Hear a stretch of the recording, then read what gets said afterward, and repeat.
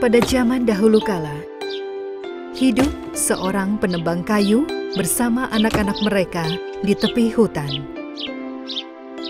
Anak laki-lakinya bernama Hansel dan anak perempuannya bernama Gretel. Istri si penebang kayu, ibu dari anak-anak itu sudah meninggal, jadi mereka harus melalui saat-saat yang sulit. Mereka keluarga yang sangat miskin. Mereka bertahan hidup dengan mengumpulkan daun-daunan dan buah-buahan. Anak-anak itu tidak pernah mengeluh tentang keadaan ini dan selalu berusaha mendukung ayah mereka. Suatu hari ada suara ketukan di pintu dan seorang wanita memegang sebotol besar susu muncul di hadapan mereka. Aku berasal dari hutan sebelah sana. Rumahku habis terbakar dan aku tidak punya tempat tinggal. Aku juga memiliki seekor sapi. Kalau aku memberimu sebotol susu dan seekor sapi, boleh aku tinggal bersamamu? Sang ayah dan anak-anak senang hati menerima tawaran ini. Paling tidak mereka akan punya sapi yang bisa memberi mereka susu setiap hari. Setelah beberapa saat, ayah menikahi wanita itu. Tetapi kehidupan miskin mereka terus berlanjut. Suatu malam saat anak-anak sudah tidur, suami istri itu mulai bertengkar. Tapi diam-diam Hansel mendengar percakapan mereka. Lihat, bagaimana caranya kita memberi makan anak-anak. Aku tidak berdaya. Aku tidak tahu harus bagaimana lagi. Ya, sebenarnya aku punya ide yang bisa menguntungkan kita semua. Tapi entahlah kau akan terima atau tidak. Besok kita bawa anak-anak ke hutan dan beritahu mereka kalau kita akan mengumpulkan kayu dan kita akan buat api. Memberi mereka sepotong roti dan kita tinggalkan mereka di sana. Jangan bicara seperti itu. Aku sangat sayang pada anakku. Bagaimana bisa aku meninggalkan mereka? Jangan khawatir, mereka sudah besar. Mereka bisa menjaga diri mereka sendiri. Saat keadaan kita sudah membaik, kita akan cari mereka. Jika tidak, kita berempat akan mati kelaparan. Hansel adalah anak yang pintar. Jadi saat dia dengar rencana ibu tirinya, diam-diam dia keluar rumah untuk mengumpulkan batu kerikil. Mendiang ibunya lah yang mengajarinya tentang hal ini, bahwa batu kerikil yang bersinar di malam hari bisa menunjukkan jalan. Paginya, ibu tiri mereka membangunkan anak-anak itu. Hansel, Gretel, bangun. Kita akan pergi ke hutan. Kita harus mengumpulkan kayu bakar. Hal pertama yang Hansel lakukan saat dia bangun adalah memasukkan kerikil ke dalam saku bajunya. Saat mereka berjalan ke dalam hutan, diam-diam dia menjatuhkan batu-batu itu ke tanah. Mereka berjalan semakin dalam ke tengah hutan. Ketika mereka berhenti untuk istirahat, ibu tiri dan ayah mereka menyalakan api unggun, meletakkan roti di samping mereka dan mulai berjalan pergi. Anak-anak, kalian bisa istirahat di sini. Kami akan mengumpulkan kayu dan kembali lagi. Ayah mereka tampak sangat sedih, tapi dia tidak bisa melakukan apa-apa. Dia memutar kepalanya dan melihat anak-anaknya untuk terakhir kalinya. Begitu aku mendapat kesempatan, aku akan langsung kembali menjemput mereka. Menyadari ibu tiri dan ayah mereka tidak akan kembali, anak-anak yang lelah itu pun tertidur di dekat api unggun. Saat mereka terbangun, hari sudah malam dan bulan bersinar dengan terang. Aku takut, Kak. Apa yang harus kita lakukan? Sepertinya tidak akan ada yang datang untuk menjemput kita. Jangan takut, Gretel. Batu kerikil yang aku buang akan bersinar saat tertimpa sinar bulan. Kita bisa mengikutinya dan kita akan pulang. Anak-anak berjalan sepanjang malam dan akhirnya mereka tiba di rumah ayah mereka. Batu kerikil itu menjadi petunjuk jalan untuk mereka. Ibu tiri mereka yang membukakan pintu memandang mereka dengan terkejut. Apa yang kalian lakukan di hutan malam-malam begini? Kami mencari dan tidak bisa menemukan kalian. Kalian pasti bersikap nakal dan sengaja bersembunyi, iya kan? Ibu tiri berpura-pura dan membohongi anak-anak itu. Sang ayah sangat senang dan langsung memeluk mereka. Syukurlah kalian bisa pulang. Mataku sampai bengkak karena menangis sepanjang malam. Tapi ibu tiri mereka tidak akan menyerah begitu saja. Tujuan utamanya adalah menyingkirkan anak-anak itu. Dia bertanya kepada mereka bagaimana caranya bisa kembali ke rumah, dan Gretel menceritakan semuanya. Sekarang dia tahu bagaimana cara mereka kembali. Malam itu dia mengunci kamar mereka. Malam itu Hansel tidak bisa mengumpulkan kerikil. Keesokan harinya mereka kembali ke hutan. Kali ini karena Hansel tidak punya batu kerikil, saat dia berjalan dia menjatuhkan remah-remah roti dari saku bajunya. Hal sama pun kembali terjadi, dan anak-anak kembali menunggu di api unggun. Aku takut, Hansel. Sekarang sudah sangat gelap. Ayo kita pulang. Jangan khawatir, aku tidak bisa mengumpulkan batu kerikil, tapi kali ini kita akan mengikuti jejak remah roti yang sudah aku buang. Tapi saat mereka siap pergi, tidak ada remah roti. Karena sudah dimakan oleh burung. Tapi, mana remah-remah rotinya? Mereka mencari ke sana kemari, tapi tidak bisa menemukan jalannya. Tidak mungkin. Sekarang apa yang harus kita lakukan, Hansel? Pikirkan sesuatu dan aku sudah kedinginan. Baiklah Gretel, jangan khawatir. Pertama-tama kita harus menemukan tempat yang hangat. Bagaimanapun caranya, kita akan menemukan jalan pulang. Keduanya sangat takut dan lelah. Mereka menemukan sebuah pohon berlubang dan masuk ke dalam sana untuk menghangatkan diri.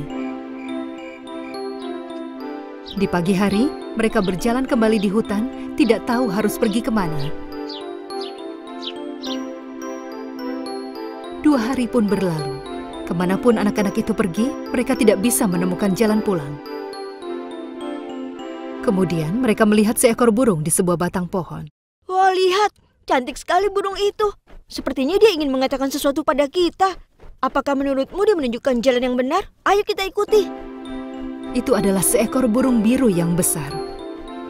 Anak-anak melupakan betapa lelahnya mereka. Mereka mulai mengikuti burung itu. Mereka melihat burung itu mendarat di jendela sebuah rumah. Wow, rumahnya bagus sekali. Sepertinya burung itu memanggil kita untuk datang. Ayo, apalagi yang kita tunggu? Ayo, kita mungkin bisa menemukan makanan. Saat mereka mendekati rumah itu, mereka sangat terkejut. Rumah indah itu terbuat dari coklat, kue, dan juga permen. Jendelanya terbuat dari krim dan atapnya ditutupi oleh permen warna-warni. Mereka mulai menggigiti rumah itu dan mengambil beberapa bagiannya. Aku akan mengambil sedikit jendela ini, Gretel. Enak. Aku penasaran dengan permen-permen yang ada di atap sana. Kau juga harus coba bel pintunya. Dengan begitu, mereka mengisi perut mereka dengan kue, permen, krim, dan coklat. Hei, ada orang di sini? Yuhu, kami di sini. Tidak berdaya, mereka memutuskan duduk dan menunggu di depan pintu. Tidak lama, seorang wanita berwajah baik hati pun muncul sambil memegang tas dari hutan. Oh, sepertinya aku kedatangan tamu. Selamat datang. Burung baruku memberiku kabar beberapa menit yang lalu, jadi aku langsung datang secepatnya. Kami minta maaf. Kami berdua memakan rumahmu tanpa izin. Tapi aku dan adikku sangat lapar. Sudah 2 hari kami belum makan. Tidak apa-apa, rumahku sangat istimewa. Bagian yang kau makan akan bisa kembali seperti semula. Ayo, masuk ke dalam. Kalian pasti kedinginan. Dan jika kalian tidak punya rumah, kalian boleh tinggal bersamaku. Malam itu, dia menyiapkan tempat tidur yang nyaman untuk mereka. Dan keesokan harinya, dia menyiapkan sarapan yang lezat. Sebenarnya, wanita cantik itu adalah seorang penyihir yang memiliki rencana jahat. Saat dia bangunkan anak-anak, Hansel dan Gretel ketakutan melihat penyihir yang menyeramkan di depan mereka. Mereka berteriak dan berusaha untuk kabur. Tapi penyihir itu berhasil menangkap Hansel dan memasukkannya dalam kandang dan mengunci pintunya. Kemudian dia masukkan Gretel ke dapur. Kalian anak-anak payah. Kalian tertipu dengan rumahku yang terbuat dari permen. Ayo, masak makanan yang kau dan kakakmu suka. Jadi gemuk, agar aku bisa kenyang saat aku memakan kalian. Ayo cepat mulai. Mereka sangat pintar. Agar tidak menjadi gemuk, mereka hanya makan secukupnya untuk bisa bertahan hidup. Gretel membuang makanan di piringnya saat penyihir itu tidak melihat. Dan Hansel menyembunyikan makanan di jaket dan saku celananya. Gretel, kemari. Coba lihat apakah kau sudah cukup gemuk. Pertama, penyihir mengangkat Gretel untuk memeriksa berat badannya. Kau anak perempuan yang kurus. Kau pikir jika kau tetap seperti ini, kau bisa bebas dariku? Penyihir menarik jaket Hansel. Saat dia memeriksanya dari luar jeruji, makanan yang ada di jaket dan celananya pun berjatuhan. Si penyihir langsung tahu apa yang terjadi. Kau pikir kau bisa menipuku, ha? Aku berubah pikiran. Aku tidak akan menunggu sampai kau gemuk. Aku akan memasak kalian berdua hari ini. Itu akan menjadi hukuman untuk kalian berdua. Hahaha. Dia sangat marah. Dia terus menabrak perabotannya saat dia berjalan di dalam rumah. Sebenarnya penyihir itu buta. Gretel langsung menyadari kalau penyihir itu tidak bisa melihat. Dia berdiri di depan oven, menangis dan membuat rencana bagaimana mereka bisa kabur. Gretel, cepat kemari. Coba lihat ke dalam oven besar itu. Beritahu aku apakah kayunya cukup? Api menyala dengan sangat panas, tapi Gretel menipu si penyihir. Apinya akan padam, Nyonya. Kalau begitu tambahkan lagi kayunya. Cepat! Tapi pintu ovennya macet.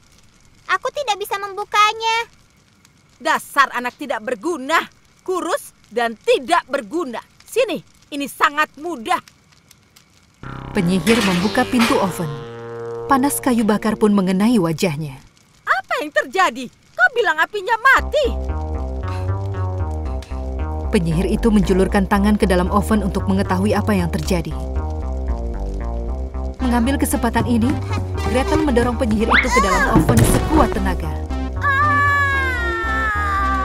Saat penyihir itu masuk ke dalam oven, dia menutup dan mengunci pintunya.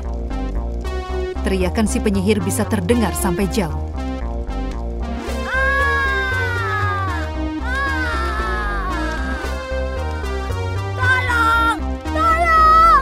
Gretel membukakan kandang Hansel. Keduanya berpelukan dengan sangat erat. Mereka sangat bahagia. Adikku sayang, bagus sekali. Kita bisa selamat berkat kau. Gretel, ayo. Kita lihat apakah kita bisa menggunakan sesuatu di rumah ini sebelum kita pergi. Mereka memeriksa rumah itu bersama. Ada sebuah pintu kamar yang penyihir itu tidak izinkan untuk masuk. Saat mereka buka, mereka melihat sebuah peti berisi perhiasan. Ayo kita isi saku baju kita. Kali ini kita punya perhiasan dan bukannya makanan. Mereka langsung pergi dari rumah itu dan masuk ke dalam hutan. Kemudian mereka menemukan jalan yang tidak asing. Akhirnya, mereka melihat rumah mereka. Ayah! Kami pulang.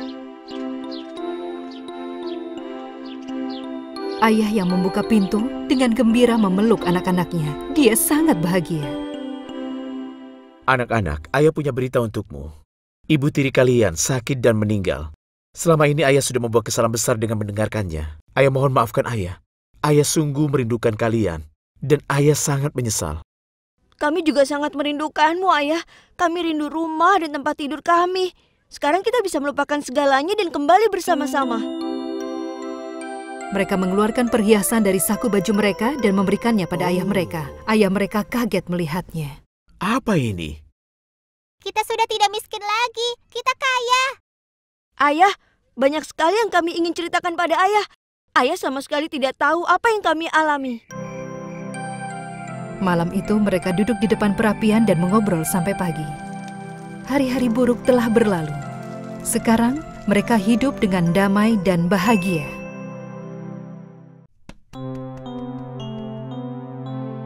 Pada zaman dahulu kala, hidup seorang tukang kayu bernama Geppetto. Hasil karya yang dia buat disukai oleh semua orang. Tukang kayu yang memiliki kemahiran luar biasa dalam hasil karyanya suka membuat boneka kayu. Tokonya dipenuhi oleh boneka-boneka kayu. Kadang, dia akan menjual boneka-boneka itu dan kadang dia menghadiahkannya untuk anak-anak. Keinginan terbesarnya adalah bisa memiliki seorang anak. Ya Tuhan, seandainya aku punya anak yang bisa bermain dengan semua mainan yang kubuat ini, dia juga bisa menemaniku di musim dingin yang panjang. Suatu hari, dia pergi ke hutan. Dia mencari kayu yang bagus untuk dia buat menjadi mainan boneka terbarunya. Nah, ini dia kayu yang aku cari. Dia memikul batang kayu yang dia temukan di pundaknya dan segera kembali ke tokonya dan meletakkan kayu itu di meja kerjanya. Saat dia mulai bekerja,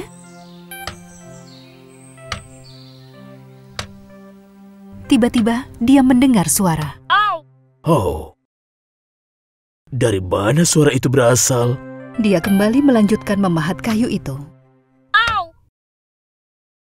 Sepertinya aku sedang bermimpi. Tidak mungkin suara itu berasal dari batang kayu. Aku pasti membayangkan saja. Berpikir kalau suara itu berasal dari luar, Geppetto melanjutkan pekerjaannya. Dengan penuh kesabaran dan ketelitian, dia menyelesaikan bagian kepala, tubuh, tangan, dan kaki boneka kayu itu. Dia sangat mengagumi hasil kerjanya. Hasil akhir dari boneka kayu ini indah sekali. Tapi dia butuh pakaian dan sepatu. Dia memakaikan boneka itu pakaian terusan anak-anak dan sepatu yang dia punya di toko. Boneka itu berubah menjadi anak yang tampan. Dia menempatkan boneka itu di atas mejanya.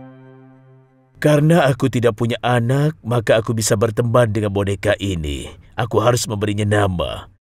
Ya, Pinocchio. Namamu Pinocchio, boneka kayu kecil. Dia sedang membersihkan meja kerjanya.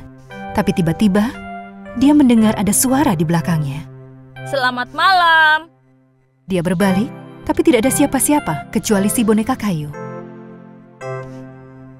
Dia melanjutkan bersih-bersih. Halo, Ayah Geppetto. Tiba-tiba, Pinocchio lompat dari atas meja turun ke lantai. Mulai berjalan berkeliling di toko. Ya Tuhan, Pinocchio si boneka kayu hidup. Dengan penuh rasa kaget, dia membuka matanya lebar-lebar. Dia sedang melihatnya. Pinocchio bukan manusia, tapi bisa bicara, berjalan, dan bermain. Hari dan minggu pun berlalu. Geppetto merasa sangat gembira. Pinocchio tidak pernah meninggalkan toko kayu itu. Dia akan membantunya mengerjakan pekerjaannya dan di malam hari, mereka akan duduk dan ngobrol di depan perapian. Pinocchio, tolong ambilkan gergaji itu. Tentu, Ayah. Pinocchio, mana pakunya? Ini dia. Seperti itulah, mereka hidup bahagia beberapa tahun. Sampai tiba saatnya Pinocchio bersekolah. Tapi mereka tidak punya uang untuk membeli buku tulis, pensil, ataupun tas sekolah. Geppetto memiliki jam yang dulu adalah milik ayahnya. Dia membawa jam itu ke toko barang antik, menjualnya, dan memberikan semua uangnya untuk Pinocchio. Pinocchio, ini uangmu. Ini untuk beli barang-barang yang kau butuhkan untuk sekolah. Kau pergilah dan beli buku tulis, pensil, dan tas sekolahmu, dan langsung pergi ke sekolah ya. Pinocchio memasukkan semua uang itu ke sakunya dan pergi ke sekolah. Saat dia keluar dari toko itu, orang-orang melihatnya dan mulai memandanginya. Anak kecil yang aneh, dia mirip seperti boneka kayu, kata mereka. Tidak berapa lama, sebuah tenda warna-warni muncul di hadapannya. Ada kerumunan orang di depannya memberikan uang dan masuk ke dalam. Karena rasa penasaran, dia mendekati pintu itu. Ada badut di pintu depannya. Dia membuat orang-orang tertawa dan membawa mereka yang memberinya uang masuk ke dalam. Tuan, ini tenda apa? Ada apa di dalam? Apa aku boleh masuk? Ini adalah sirkus. Kau tidak bisa masuk kalau kau tidak punya uang. Dia ingat kalau dia punya uang di sakunya yang ayahnya berikan untuk dia pergi ke sekolah. Aku punya uang. Ini dia. Dia masuk ke dalam. Di dalam, ada seseorang yang berdiri di atas sebuah panggung yang bisa membuat boneka bicara dan menari. Itu boneka kayu, sama seperti aku. Merasa gembira melihat sosok yang mirip sepertinya, Pinocchio melompat ke panggung. Dalang boneka yang melihatnya berteriak kaget. Ya Tuhan, boneka kayu itu bisa bergerak sendiri. Aku akan punya uang yang sangat banyak.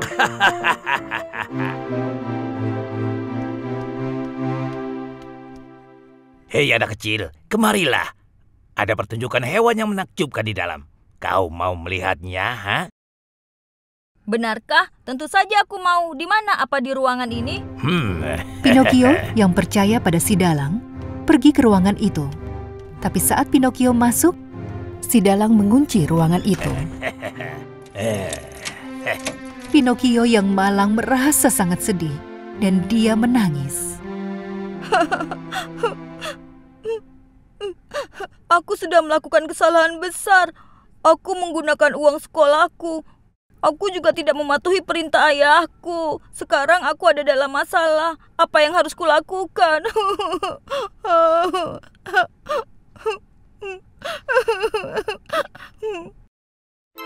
Peri baik hati melihat Pinocchio menangis dengan penuh penyesalan, masuk lewat jendela yang terbuka dan mendarat di meja di ruangan Pinocchio berada. Dengan tongkat sihir dan rambut pirangnya, dia adalah seorang peri yang sangat cantik.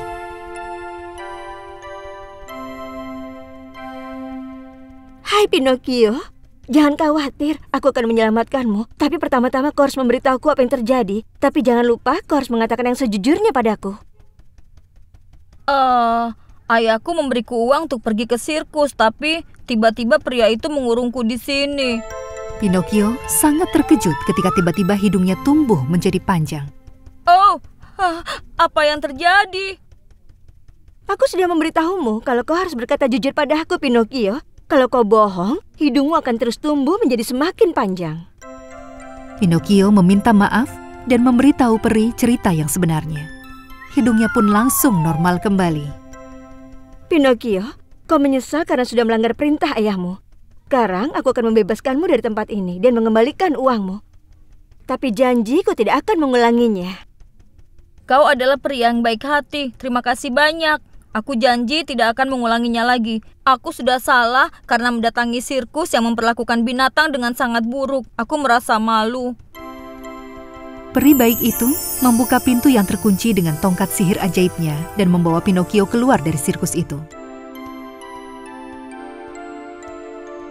Pinocchio pun langsung pergi, bernyanyi riang saat menuju ke sekolah.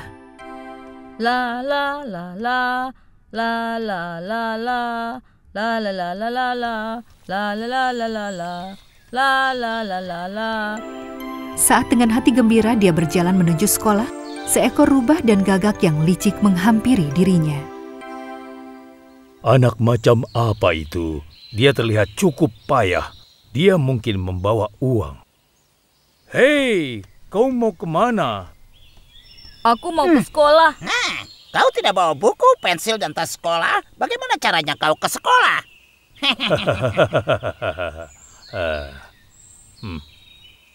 Aku tidak punya, tapi aku membawa uang. Aku akan membeli semua itu dengan uang ini.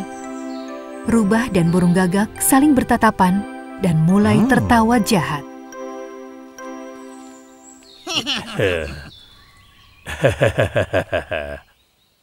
Ini orang yang kita cari-cari. Kita bisa dengan mudah menipu si payah ini. Oh, jumlahnya sedikit sekali. Kau tidak bisa membeli semua itu dengan uang itu. Tapi aku tahu sebuah toko di mana semua barangnya murah-murah. Kalau kau mau, berikan uangmu pada kami dan kami akan ke sana dan memberikan semua keperluanmu dengan cepat. Dan kau akan memiliki uang sisa. Oh, benarkah? Bagus sekali. Terima kasih banyak. Kalian adalah teman yang sangat baik. Kalau begitu baiklah. Kau duduk dan tunggu di bawah pohon ini ya. Kami akan pergi dan membawa semua barang yang kau butuhkan.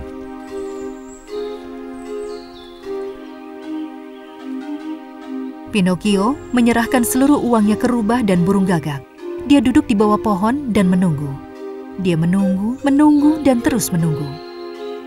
Setelah beberapa lama, Pinocchio akhirnya sadar kalau dia telah ditipu. Dia sangat sedih memikirkan apa yang harus dilakukan. Tiba-tiba, peri baik hati pun muncul lagi di hadapannya sambil mengepakkan sayapnya.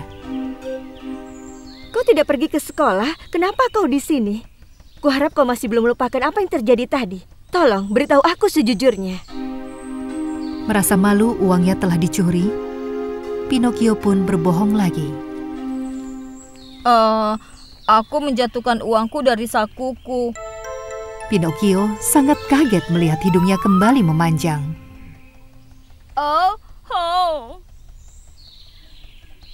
Aku sudah menyuruhmu untuk berkata jujur, Pinocchio. Kalau kau bohong, kali ini hidungmu akan tumbuh semakin panjang. Pinocchio meminta maaf dan memberitahu peri baik hati apa yang terjadi.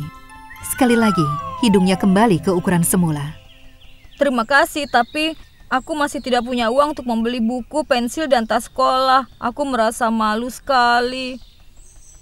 Karena kau sudah jujur padaku, uangnya sudah kukembalikan ke sakumu. Tapi jangan kau ulangi lagi.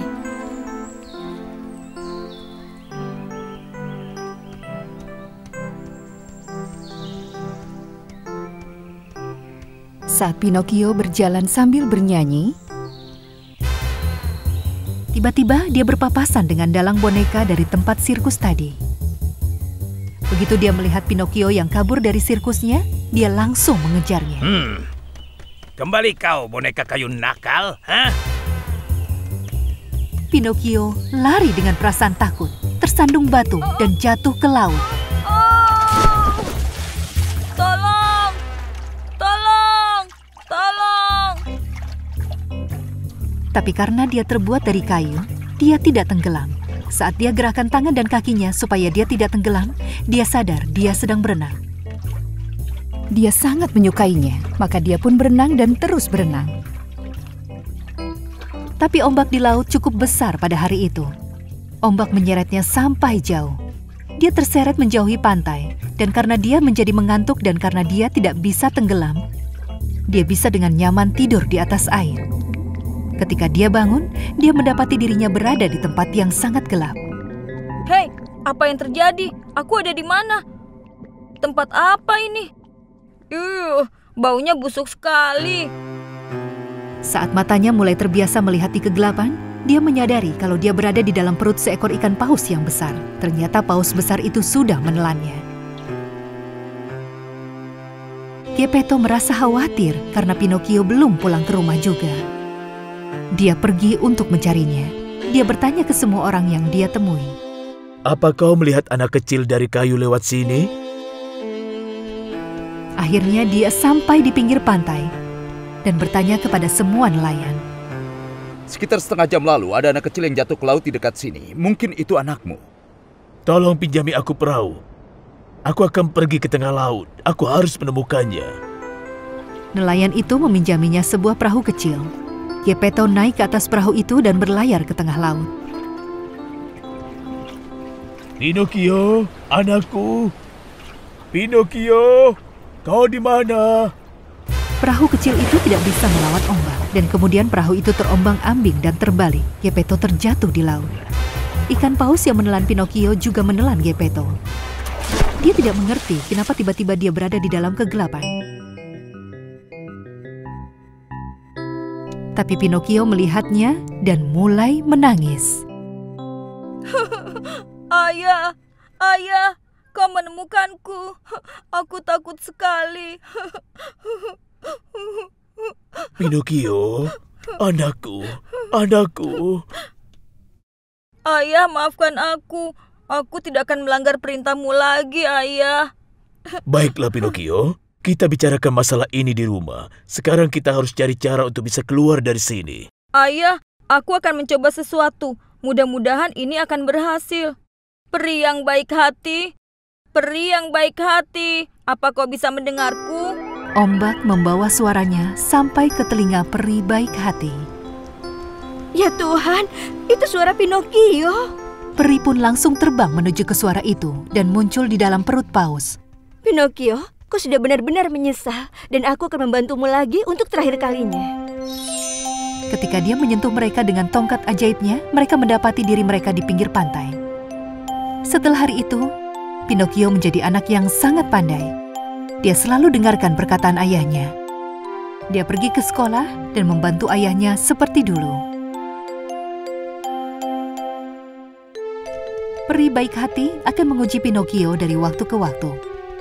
Dia tahu kalau Pinocchio sudah tidak pernah berbohong lagi dan selalu mematuhi kata-kata ayahnya.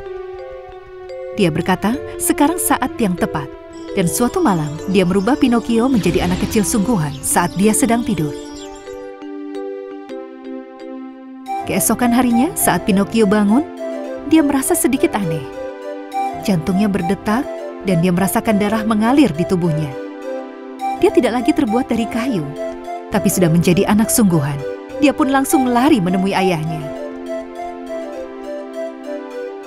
Ayah, ayah, lihat, aku sudah berubah. Ya Tuhan, doaku telah dijawab. Dan sekarang aku punya anak sungguhan. Setelah hari itu, mereka hidup bahagia untuk selamanya. Sekarang Pinocchio bisa menjadi anak yang membanggakan.